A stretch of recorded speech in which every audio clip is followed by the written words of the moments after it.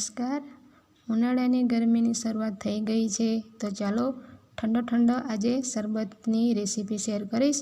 તો સૌથી પહેલાં આપણે બેઝિલના બી છે એમાં પાણી મૂકી અને 10 મિનિટ માટે રહેવા દઈશું.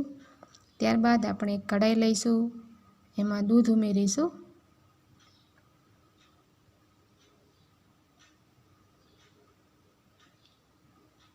દૂધ ગરમ થવા મૂક્યું છે. ત્યારબાદ આપણે કસ્ટર્ડ પાવડર લઈશું, એમાં થોડું દૂધ ઉમેરીશું અને સરસ આપણે પેસ્ટ બનાવી લઈશું. કસ્ટર્ડ પાવડર સરસ રીતે પેસ્ટ બનાવવી જરૂરી છે, એમાં લમ્સ ના રહે.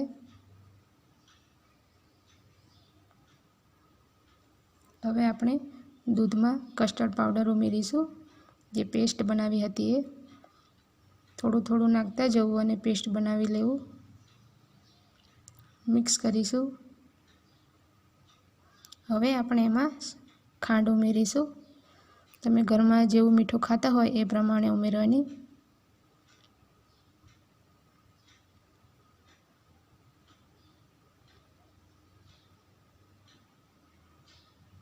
તો કસ્ટર્ડ આપણે ઠંડુ કરવા મૂકીશું. ત્યારબાદ આપણે જેલી બનાવી લઈશું. તો મેં પાણી લીધું છે. હવે જેલીનું પ્રીમિક્સ છે એ ઉમેરીશું.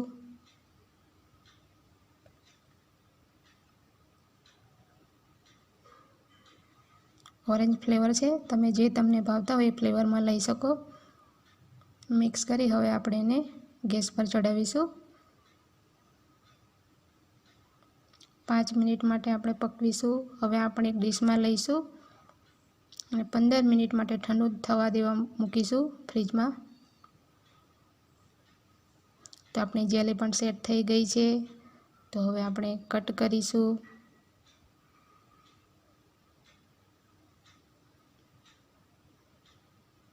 નાના ટુકડા કટ કરીશું.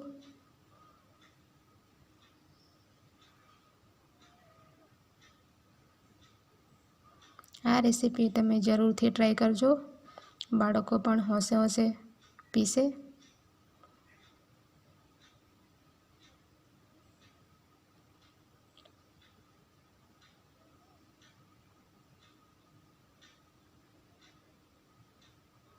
તો આપણી જેલી કટ થઈ ગઈ છે.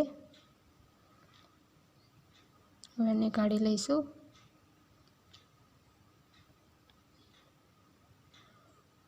હવે આપણે એમાં કસ્ટર્ડ બનાવ્યું હતું એમાં બેઝિલ સીડ્સ ઉમેરીશું. સરસ રીતે મિક્સ કરીશું.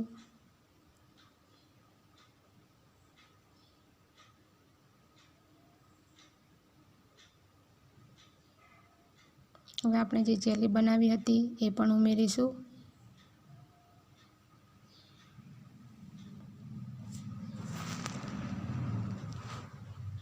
સરસ રીતે મિક્સ થઈ ગયું છે.